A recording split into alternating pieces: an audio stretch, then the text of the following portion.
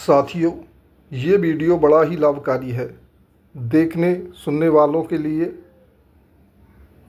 जो आप देख रहे हैं योग अभ्यास, ये हमारे ऋषि मुनियों, महात्माओं, महापुरुषों ने, हमारे पूर्वजों ने हमारे कल्याण के लिए, विश्व के कल्याण के लिए हमें विरासत में दिया है, जिसके करने से बल और बुद्धि की वृद्धि होती है, जिसे करने से शारीरिक और मानसिक बल मिलता है, धार्मिक और आध्यात्मिक बल मिलता है।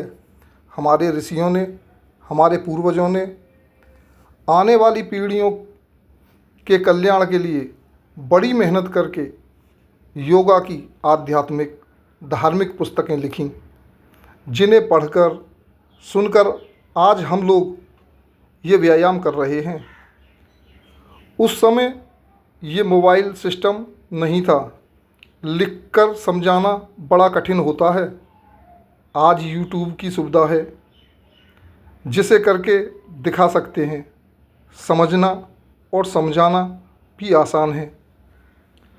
इसलिए आपकी सेवा में व्यायाम की इस प्रकार की वीडियो प्रस्तुत की जाती हैं, जिन्हें देखकर सुनकर आप सीखें और शारीरिक और मानसिक, धार्मिक और आध्यात्मिक रूप से मजबूत बने, अपना नाम करें और जगत का कल्याण करें। और इसी प्रकार आप भी आने वाली पीढ़ियों के लिए, उनके कल्याण के लिए इसे विरासत के रूप में छोड़कर जाएं। साथियों, ये बात सभी के लिए है।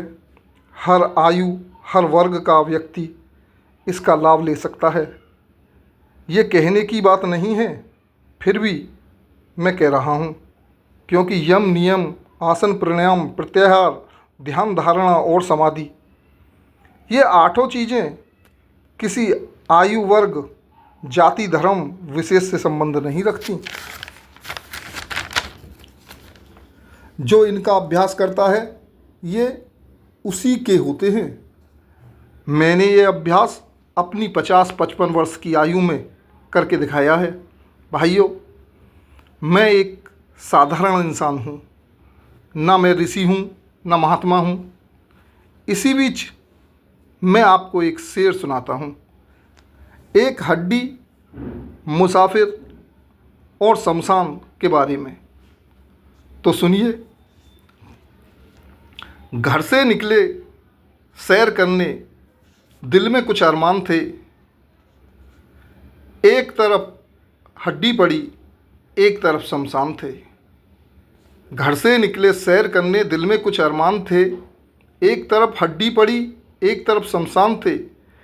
एक पैर हड्डी पर पड़ा, हड्डी के ये बयान थे। चलने वाले चल संभल कर, हम भी कभी इंसान थे। तो दोस्तों, आने वाले समय में आप लोगों को हड्डी की तरह न कहना पड़े, न बताना पड़े कि हम भी कभी इंसान थे। देखने वाले, सुनने वाले अपने आप जान लेंगे कि आप क्या थे। इस दुनिया में भाई आए हो तो कुछ करके जाओ। जगत में जीने का एक नियम है, वह भी मैं आपको एक शेर के तरीके से सुनाता हूँ कि स्वामी के सच्चे रहो और संतों में सद्भाव, और जग में भाइयों ऐसे रहो जैसा जिसका भाव। तो ये भाव है, और भाव ही बहुत बड़ी शक्ति है। कहते हैं भाव से भगवान भी मिल जाते हैं। दोस्तों, खासकर मैं युवाओं से कहना चाहूँगा कि आप इस देश की रीढ़ की हड्डी हैं। आप अपने को शारीरिक रूप से और मानसिक रूप से मजबूत बनाएं। यह एक बहुत बड़ी देश सेवा है। जो व्यक्ति स्वयं स्वस्थ है, मजबूत है, जो अपने लिए कुछ कर सकता है वह देश के लिए भी कुछ कर सकता है। आज इस देश को युवाओं की बहुत बड़ी आवश्यकता है। बहुत बड़ी ललचाई हुई नज़रों से यह देश युवाओं की तरफ देख रहा है। बिना युवाओं के इस देश की रक्षा नहीं हो सकती।